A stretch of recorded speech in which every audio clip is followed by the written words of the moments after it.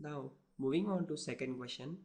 In figure 6.29, if AB is parallel to CD and CD is parallel to EF and Y is to Z is 3 is to 7, then find X. Now moving on to the solution, he has given Y is to Z angle ratio as 3 is to 7. Let us assume that Y is equal to 3A and Z is equal to 7A. Now, in order to find the value of Y and Z, we consider the second case, that is CD is parallel to EF and it is intersected by a transversal that is unknown, and let us name it as line L, which intersects P, CD at Q and EF at R. Now, as CD is parallel to EF and L is transversal, we can say angle CQP and angle DQR are vertically opposite angles. Therefore, those angles will be equal.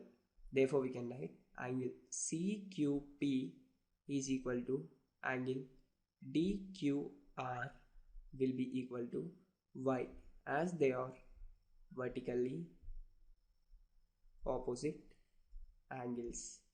If we observe clearly, here CD is parallel to EF and L is a transversal. Here angle Y and angle Z are interior angles on the same side of transversal.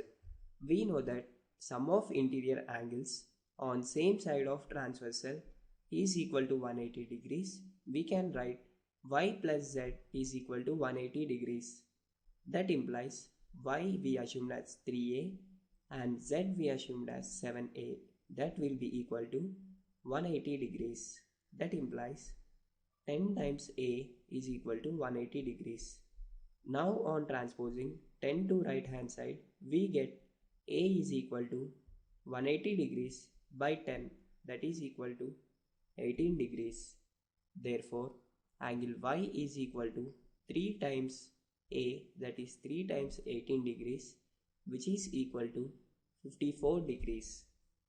Again, Z is equal to 7 times A, that is 7 times 18 degrees, is equal to 126 degrees. Here, he asks us to find the value of X. So, let us consider the first case, that is AB is parallel to CD and L is transversal.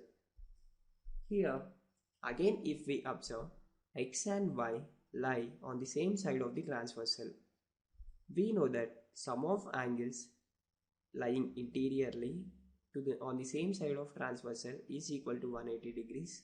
We can write X plus Y is equal to 180 degrees. That implies X, the value is to be found, plus Y we got it as 54 degrees is equal to 180 degrees.